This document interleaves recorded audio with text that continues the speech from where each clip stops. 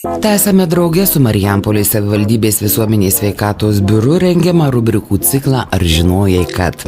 Pastaraisiais metais, ypač po skausmingų įvykių, visi pradeda kalbėti apie bujojantį alkoholizmą Lietuvoje ir priemonės jam pažaboti. Jau kuris laikas girdime įvairių siūlymų spręsti didelę bėdą.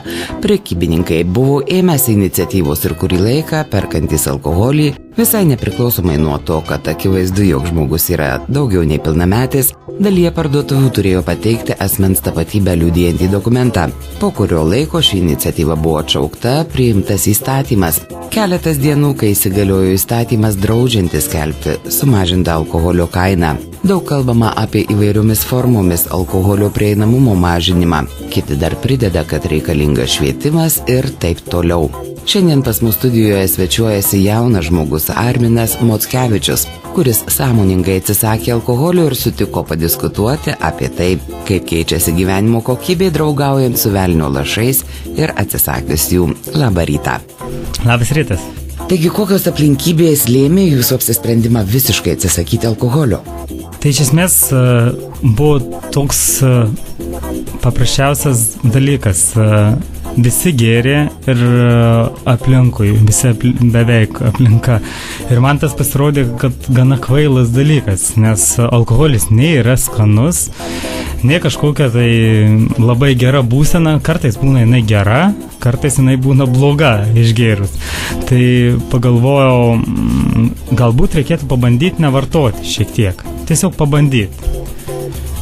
Pabandžiau mėnesį ir visai netrūksta, pradžioj buvo sunkesni atsisakymai, o po to buvo tiesiog natūralu ir aišku, po to mėnesio buvo ir vėl pradedi vartoti ir turiu su kuo palyginti. Kai vartoji, atrodo, darai ne tai, ką tu iš tikrųjų nori. O kai nevartojant, tai atrodo, klausai savęs ir to užtenka iš tikrųjų. Kita vertus, buvo ir tas dalykas, kad aš matydamas didelę problemą Lietuvoje alkoholio vartojimo, norėjau būti kaip ir pavyzdys, bent jau tam jaunimui, kad įmanoma nevartoti ir jaustis laimingu ir linksmintis ir daryti visus dalykus beprotiškus be alkoholio. Ir tai daug daugiau pojūčių, daug daugiau emocijų ir daug daugiau prisiminimų. Taigi patarlė sako, uždraustas vaisius visada gardesnis. Jūs alkoholio atsisakėte sąmoningai, o jei pabandytume pamodeliuoti situaciją, kurioje būtų buvęs spaudimas, reikalavimas atsisakyti alkoholio, draudimas jį vartoti, ar dabar sėdėtume ir kalbėtume apie gyvenimo kokybę be alkoholio?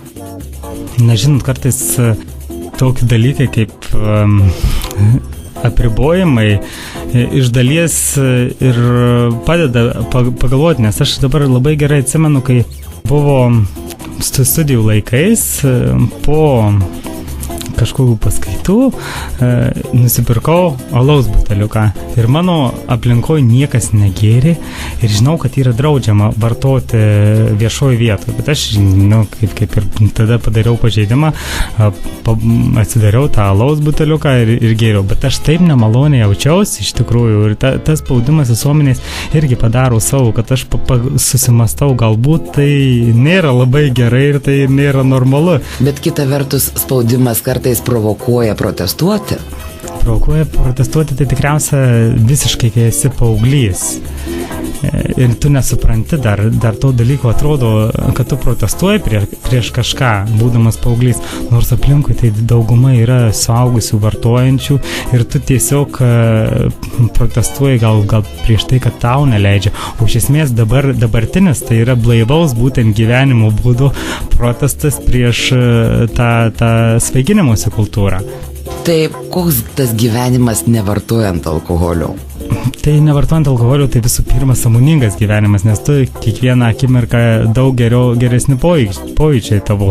Tu ir tuose pačiuose vakarėliuose tiek geri išgyvenimai, tiek prastesni išgyvenimai, tu juos pilnai suvoki, iš prastesnių išgyvenimų tu gali pasimokyti, o iš gerais išgyvenimais tu džiaugiesi. Tai, o kalbant apie ekstremalius įvykius, ekstremalius sportus ar kažką, tai ir saugiau būnant blaiviam, ir taip pat daugiau patirčių, daugiau smagumo ir dar iš tikrųjų daug pigiau kainuoja gyventi blaiviai ir patyrti tuos pačius dalykus.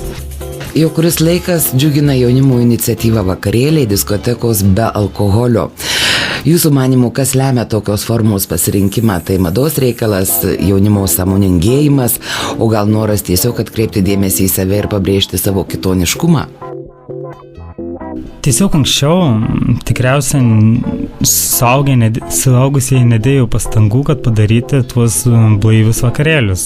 Jaunimai darydavo, kad uždirbti pinigų, tai gaudavo iš rėmėjų pinigų alkoholio pramonės, nes jie dažniausiai tuos renginius ir paremia. Ir niekas nedėjo pastangų, kad būtų tie vakarėliai. Kai atsirado tie vakarėliai, net nelabai daug reklamos reikia tam, kad jie išpopuliarintų.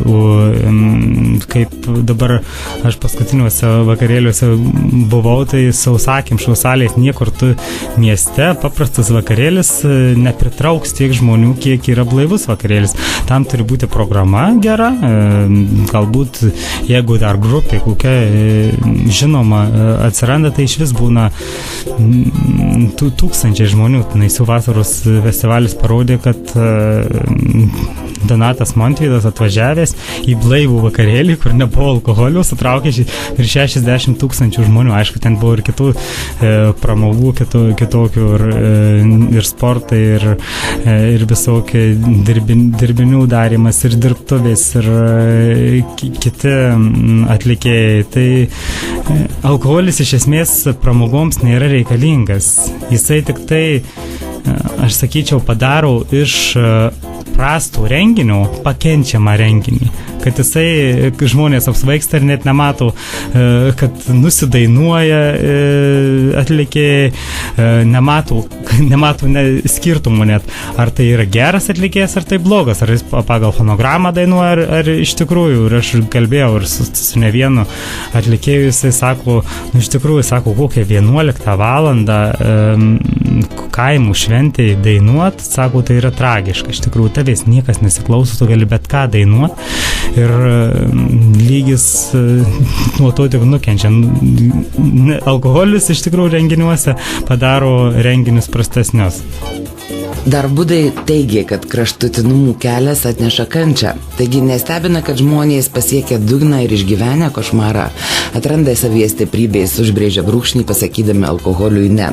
Kas jums yra tas variklis, kuris apsaugo nuo paslydimų, nes visgi lengva tai padaryti, kai aplinkoje dažnas susitikimas draugų, giminių be alkoholio neapsieina.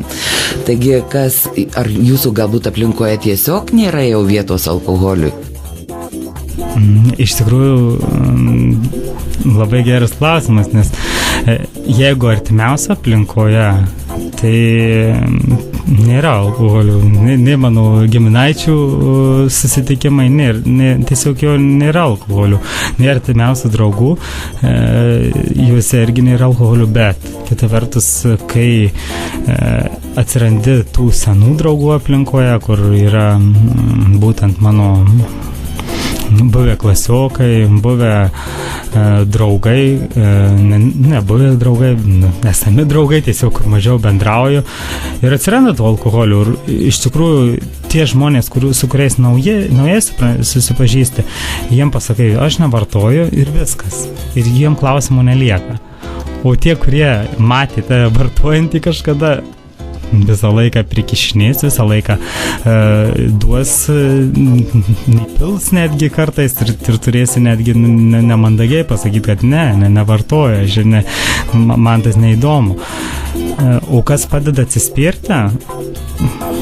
Tai iš tikrųjų tikriausiai žinios, kad netgi maža alkoholio dozė, kaip čia pasakyti, mažas stikliukas, mažas, jisai iš karto kenkia sveikatai, kalbant apie smegenis, iš karto tūkstančiai milijonai ląstelių žūsta.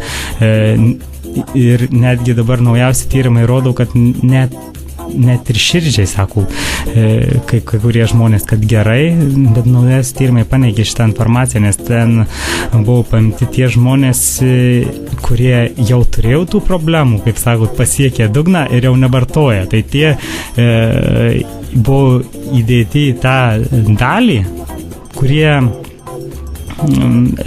gyvena blaiviai, palyginti su tais, kurie saikingai išgeria. Tai jeigu tu lygini tą žmogų, kuris yra pasiekęs dugną su saikingai vartojančiu, tai žinoma, kad tas saikingai vartojantis galbūt bus sveikesnis tam tikrose vietose, bet iš esmės tai net ir mažos dozės kenkia ir tu žinai, kad jeigu tu pavartosi šiandien, tu kažkurioje tai kompanijai, kitą kartą atsisakyti visą laiką būna sunkiau. Tai geriau net iš vis nepradėti ir nebandyti, ir nekenkti ir saugoti savo sveikatą ir sąmoningai išlikti iki vakarėlių galo, nes dažniausiai tai būna ir tu pamatai, kokia yra reali situacija, o kokia yra, kaip pasakoja, nes pasakojimai labai dažnai skiriasi nuo tos realios situacijos, kaip ten griuvinėja, o sako, šokom labai fainai su mergina.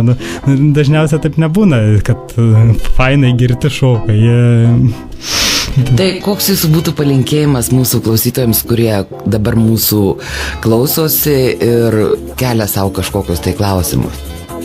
Aš tai pirmiausia sakyčiau, kad pabandykit pagyventi blaiviai, bet ne savaitę, ne 2 savaitės, bet bent jau 40 dienų, tai yra mėnesį su pusė, 2 mėnesius ir pamatysit skirtumą tarp blaivaus gyvenimo ir neblaivaus gyvenimo.